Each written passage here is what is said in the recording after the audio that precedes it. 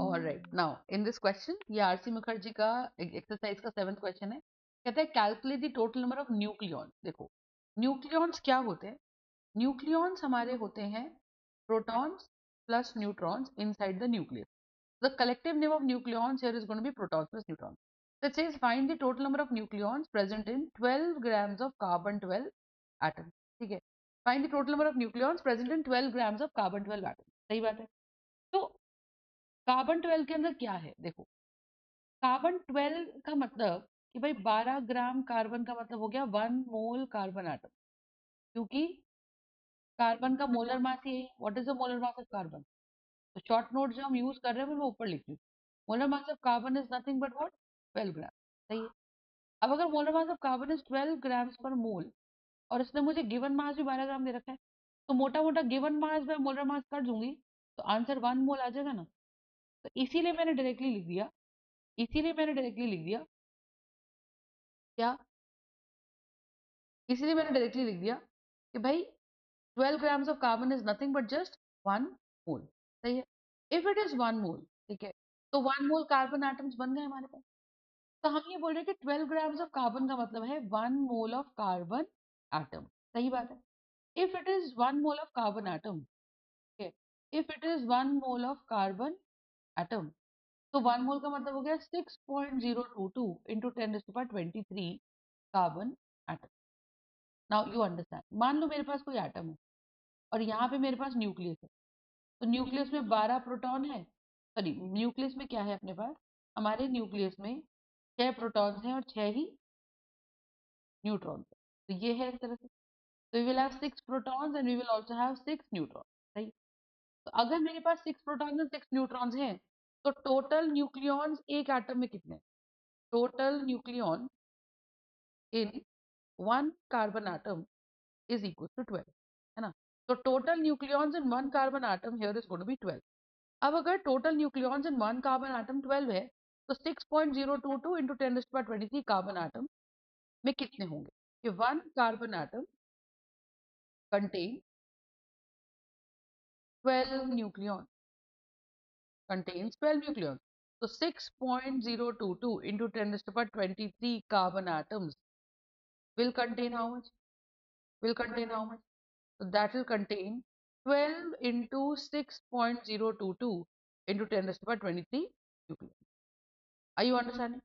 So when you multiply this, you get what? 12 to the 24, 12 to the 24, 26, 2, and 12 to the 72 into 10⁻23 nucleons. Alright, so this is going to be my answer. Are you understanding? So we will have 72.264 into 10 raised to power 23 nucleons. Got the point? So find the total number of nucleons present in 12 grams of carbon 12 atom. Alright, so this is going to be the answer. That's how we are going to solve. और अगर आप इसको वैसे लिखना चाहो तो basically 6.022 is nothing but 1 मोल। तो 1 मोल में कितना है? तो 1 मोल में इंटू 12 कर दूंगी, 12 इंटू 1 मोल, तो आंसर आ जाएगा 12 मोल। तो वो भी लिख सकते हो कि भाई मेरे पास 12 मोल न्यूक्लियॉन्स है, नहीं तो मेरा आंसर है 72.264 into 10⁻23 nucleon. That's it, that's how you are going to solve the answer. ठीक है जी, राइट। नेक्स्ट करते हैं, नेक्स्ट करते हैं। अब नेक्स्ट हमारे पास क्या क्वेश्चन है? कहते हैं find the total number of neutron present in 7 milligrams of carbon 14. Find the number of neutrons present in 7 milligrams of carbon 14. ठीक है। अब आप देखो ध्यान से, जब हम नंबर ऑफ न्यूट्रॉन्स की बात करते हैं ना, तो आप पहले बताओ कार्बन 14 की बात कर रहा है क्वेश्चन। मतलब जो ऊपर लिखा होता है ये मोलर मास होता है, जो ऊपर लिखा होता है ये मोलर मास होता है, समझ रहे हो? अगर ये मोलर मास होता है तो हम क्या बोल रहे हैं? हम कह रहे हैं जी 7 मिलीग्राम जो है वो गिवन मास ऑफ कार्बन है, वो गिवन मास ऑफ कार्बन है। मिलीग्राम का मतलब हो गया 7/1000 gram, that is given mass of carbon. So that shall be equals to 7 into 10 raised to power minus 3 gram. ठीक है, that is going to be equals to 7 into 10 raised to power minus 3 grams of carbon. Now it says find the total number of neutrons. Find the total number of neutrons in 7 milligrams of carbon 14. ठीक है, so total number of neutrons in 7 milligrams of carbon 14. तो 7 milligram मुझे given mass हो गया। और molar mass कितना हो दे रखा है मुझे? Molar mass is equal to molar mass of carbon 14 is going to be 14 gram. ठीक है जी। तो सबसे पहले आप बताओ, अगर मैं कार्बन का एटम बनाऊं तो मुझे पता है कि इसके न्यूक्लियस में 6 प्रोटॉन्स और 6 न्यूट्रॉन्स होते हैं। लेकिन ये कौन सा है? ये मेरा कार्बन 14 है। तो कार्बन 14 का मतलब हुआ कि मैम दिस इज C614, मतलब नंबर ऑफ प्रोटॉन्स 6 हैं और प्रोटॉन्स प्लस न्यूट्रॉन्स का सम 14। इसका मतलब कि न्यूक्लियस के अंदर प्रोटॉन्स 6 हैं और न्यूट्रॉन्स निकालने हैं। तो न्यूट्रॉन्स का नंबर कितना आ गया? 8। इसका मतलब ये एक ऐसा एटम है कि one such carbon 14 atom contain 8 neutron, contain 8 neutron. ठीक है। अच्छा, अगर ये 8 न्यूट्रॉन कंटेन करते हैं, that says find the total number of neutrons present in 7 milligram of carbon 14.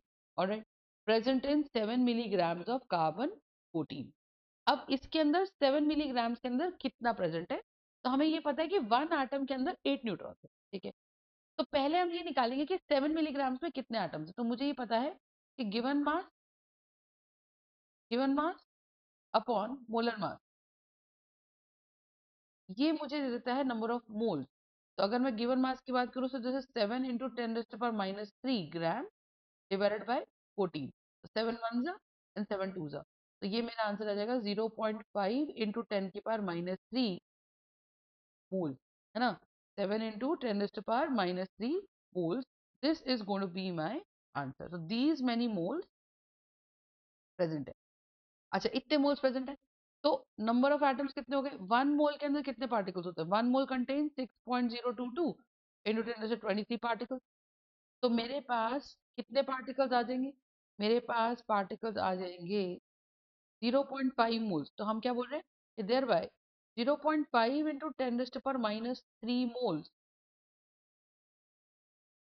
Contain 0.5 into 10 raised to the power minus 3 into 6.022 into 10 raised to the power 23। 10 raised to the power 23 into 10 raised to the power minus 3, ये तो बन गया 10 raised to the power 20 और ये बन जाएगा 0.5 into 6.022। This is nothing but 0.3.011। तो मेरे पास यहाँ पे क्या आ जाने वाला है? Calculate the total number of neutrons in 7 milligrams of carbon 14। तो ये आ जाएगा 3.011 into 10 raised to the power 20। these many carbon atom, है ना। And one carbon atom of C14 contain 8 neutron, 8 neutron. तो 3.011 into 10 raised to the power 20 carbon atoms contain 8 into 3.011 into 10 raised to the power 20। तो power को तो हम ऐसे ही रख लें और 8 को मल्टीप्लाई कर दें। 8 वन जा 8, 8 वन जा 8, 0, 8 से 24। तो आंसर आ जाएगा 24.088 into 10 raised to the power 20। This is going to be my number of carbon atoms, number of neutrons in these many carbon atoms. I hope you're understanding. So this is going to be my number of neutrons in these many carbon atoms. Alright, so this is going to be 12.044, 24.088 into 10 raised to the power 20 neutron, 10 raised to the power 20 neutron। Concept clear है? ठीक है, next question देखते हैं। Next question कहता है how many moles are there in 1 millimetre cube of any gas. देखो, 1 metre cube का मतलब होता है, देखो हमें ये पता है 1 metre is equal to 100 centimetre. तो when 1 metre is going to be equal to 100 centimetre, तो ये क्यूबिंग बोथ साइड्स कर दे। और अगर हम क्यूबिंग बोथ साइड्स कर दे रहे तो 1 metre cube is going to become 1 2 3 4 5 6 centimetre cube. So 1 meter cube here is going to be 1 2 3 4 5 6 milliliter। तो इसका मतलब 1 मीटर क्यूब का मतलब हो गया 1 2 3 4 5 6 सेंटीमीटर, है ना। इतना मिलीलीटर हो गया। और नंबर ऑफ मोल्स का फॉर्मूला क्या होता है? नंबर ऑफ मोल्स का फॉर्मूला होता है given volume divided by 22400 millilitre. तो given volume is what? 1 2 3 4 5 6 millilitre. और ये क्या हो गया? 22400 मिलीलीटर। ये कैंसिल हो गया, 2 जीरो कैंसिल हो गए। अब जो भी आपका आंसर आए, मतलब 10,000 divided by 224, This is going to be number of, सही बात है, so this is going to be 10,000 divided by 224. These many moles would be present in 1 meter cube of any gas. Now the challenge here is कि 1 meter का relation आपको litre के साथ निकालना चाहिए. तो आप सोच के देखो, ये this is basically how much, this is 10 lakh millilitre. तो इसको अगर मैं 1000 से डिवाइड करूं तो 3 जीरो कट जाएंगे, तो ये बनेगा 1000 लीटर. तो हमें ये फैक्ट याद रखना है कि 1 centimetre cube is equal to 1 ml, but 1 metre cube is going to be equal to 1000 litre. Concept समझ में आ गया, हाँ या ना? तो this is how we are solving the question. Alright, next question. सिर्फ कुछ नहीं करना, आपको मोल्स के फॉर्मूले पता होने चाहिए. मोल्स का given volume by 22.4 litres. Given volume हमने नीचे 22400 क्यों लिया? क्योंकि ऊपर वॉल्यूम मिलीलीटर्स में है, तो नीचे वाली वॉल्यूम भी मिलीलीटर्स में होनी चाहिए. ऑलराइट, नेक्स्ट क्वेश्चन पे चलते हैं. Alright, it says 3 grams of a salt of molecular weight 30 is dissolved in 250 grams of water. Calculate the molality of the solution. Very direct question, ठीक है. अब मोलालिटी निकलवा रहा है, तो मोलालिटी का फॉर्मूला क्या होता है? Given mass. What is the formula of molality? Molality का फॉर्मूला हमारे पास होता है, ध्यान से देखिए, it is given mass of solute, given mass of solute divided by molar mass of solute into 1000 divided by mass of solvent used, mass of solvent in gram. ठीक है, तो यहाँ पे अगर हम सॉल्व करें तो मोलालिटी की वैल्यू कितनी है? गिवन मास ऑफ सॉल्यूट कितना है? 3 gram. Molecular weight of the दे रखा है 30, तो 3/30 इंटू 1000, और नीचे आ रहा है मास ऑफ सॉल्वेंट. तो mass of solvent is nothing but what? 250 gram. तो this is going to be 250. तो ये कैंसिल होके 10 बन गया, और ये कैंसिल हो गया, और एक ये कैंसिल हो गया. तो मेरे पास आंसर आ गया 10/25, विच इज 5 2 जा 5 5 जा.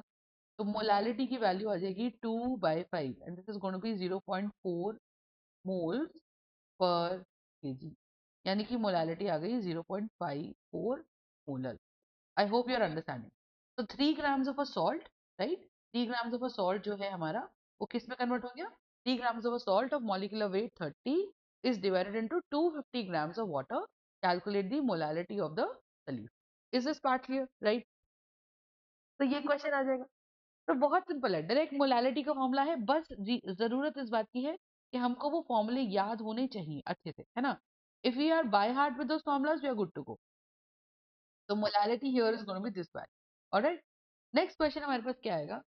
इसे calculate the volume occupied by 5.25 grams of nitrogen at 26 degrees Celsius and 474 740 74.2 centimeters of pressure.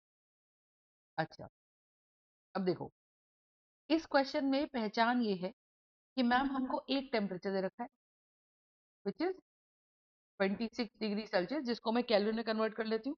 तो मैं क्या करूंगी? 26 प्लस 273. तो 26 प्लस 273 करने पर आंसर कितना देगा? 9, एंड 9 तो 299 kelvin. It's very important to convert the temperature into Kelvin. It says calculate the volume occupied by 5.25 grams of nitrogen at 26 degrees Celsius and 74.2 centimeters of pressure. अब pressure की value देख लो. Pressure की value है 74.2 centimetre. मुझे ये पता है कि 1 centimetre is basically equal to 10 mm.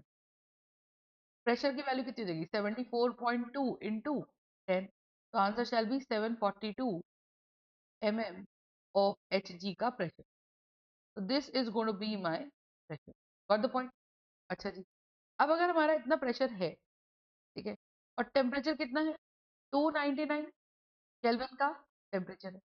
So it says calculate the volume occupied by 5.25 grams of nitrogen. ठीक है, टेम्परेचर दे दिया. अच्छा, मास ऑफ नाइट्रोजन भी दे दिया. मास ऑफ नाइट्रोजन हमको दे रखा है 5.25. पहली बात समझो, मास ऑफ नाइट्रोजन बोल रहा है, उसने नाइट्रोजन एटम स्पेसिफाई नहीं किया है. तो अगर उसने नाइट्रोजन एटम स्पेसिफाई नहीं किया है, तो हम यहाँ से क्या समझे? हम यहाँ से ये समझे कि मैम क्योंकि उसने नाइट्रोजन एटम स्पेसिफाई नहीं किया, इसका मतलब this is nothing but nitrogen molecule. और क्योंकि ये नाइट्रोजन मॉलिक्यूल है तो हम यहाँ से क्या बोले कि this is the mass of nitrogen molecule which is going to be equal to 5.25 gram, है ना।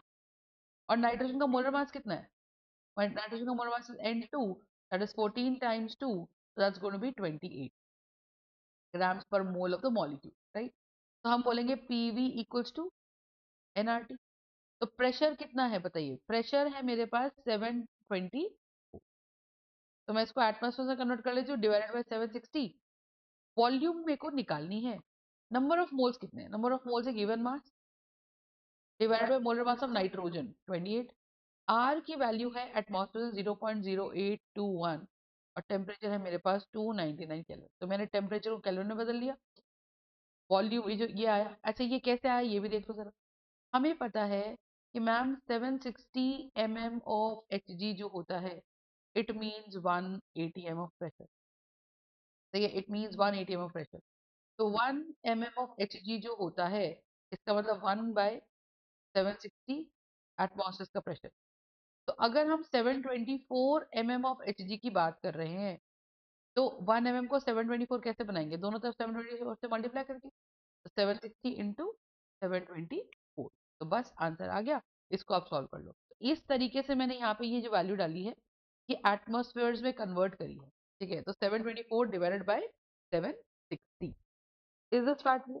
तो यहाँ पे मेरे पास वैल्यू कितनी आ गई? 724 by 760 into V is equal to 5.25 divided by 28 into 0.0821 into 299। तो वॉल्यूम की वैल्यू कितनी आ गई? 5.25 इंटू 0.0821 इंटू 299 डिवाइडेड बाय 28, और इधर कितना आ जाएगा? 760, और नीचे कितना आ जाएगा? 724। तो बस दिस इज द आंसर, ठीक है। और ये वॉल्यूम की वैल्यू आ गई। तो बस इसको अब आप सॉल्व कर दो। कॉन्सेप्ट क्लियर है? So this is going to be my answer. Alright, next देखते हैं। नेक्स्ट कहता है find the ratio of the number of molecules contained in 1 gram of ammonia and 1 gram of nitrogen, ठीक है। Ratio निकालना। Alright, ammonia के अंदर क्या है देखो, एक मॉलिक्यूल के अंदर एक एटम है। तो 1 मोल के अंदर कितने एटम्स है? 1 मोल के अंदर हमारे पास एटम्स है यहाँ पर 1। सही बात है। अब देखो, तो the idea here is going to be what, कि मैम 1 ग्राम ऑफ अमोनिया है और 1 ग्राम ऑफ नाइट्रोजन, ठीक है। तो मोल्स निकालते थे। तो मोल्स ऑफ अमोनिया कितने बने? मोल्स ऑफ अमोनिया बने गिवन मास बाय मोलर मास, ठीक है। अच्छा, और इसके अंदर 6.022 इंटू 10⁻23 कर दें तो नंबर ऑफ नाइट्रोजन एटम्स आ जाएंगे, नंबर ऑफ अमोनिया मॉलिक्यूल्स आ जाएंगे।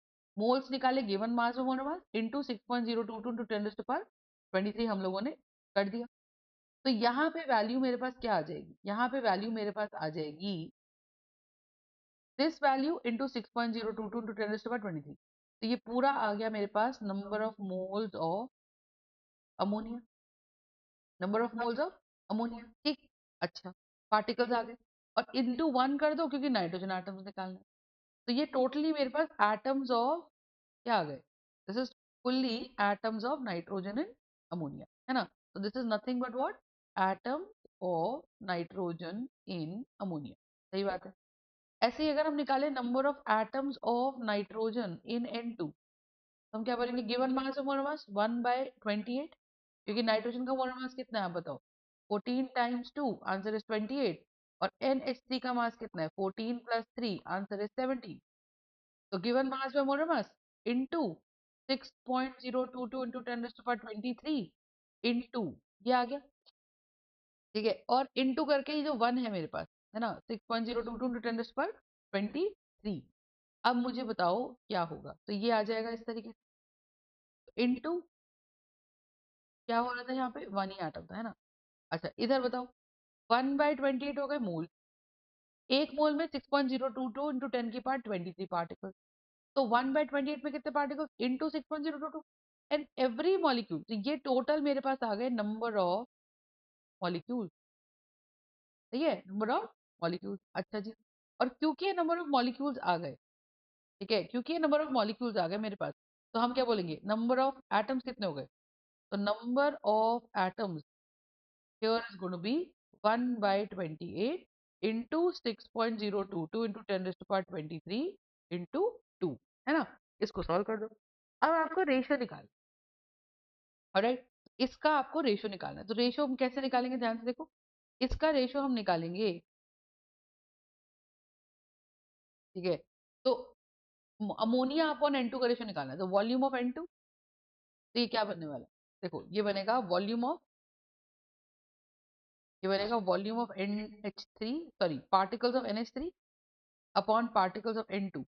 तो पार्टिकल्स ऑफ NH3 कितना है? 1/17 into 6.022 into 10⁻23 into 1 divided by 1/28 into 6.022 into 10⁻23 into 2।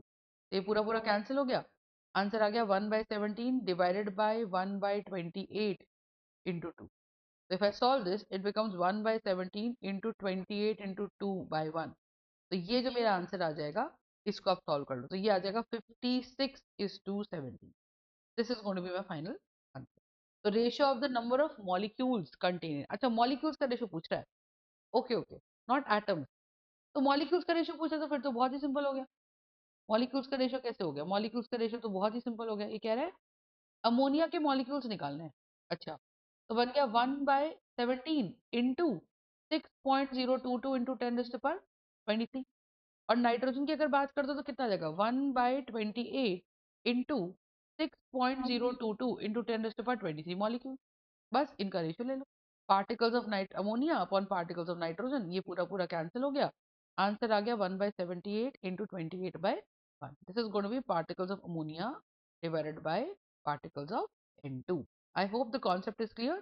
तो ये मेरे पास यहाँ पर इस तरीके से आंसर आ जाएगा, ठीक है? तो ये सॉल्व कर दें तो 28:17 हमारा आंसर आ जाएगा। This is going to be my question number 12 from the exercise of RC Mukherjee, first chapter, which is mole concept, right? That says calculate the ratio of the number of molecules contained in 1 gram of ammonia. So I think एक video में इतने questions बहुत हैं। मेरे ख्याल से हमने 5 से 7 क्वेश्चंस इस वीडियो में कर लिए हैं। वीडियो बहुत लंबी हो जाएगी, तो stay tune, like share and subscribe, and we'll work on to the next topic, next question. और एक एक क्वेश्चन करेंगे। कोई भी अगर आपका डाउट है तो please let us, alright? Thank you.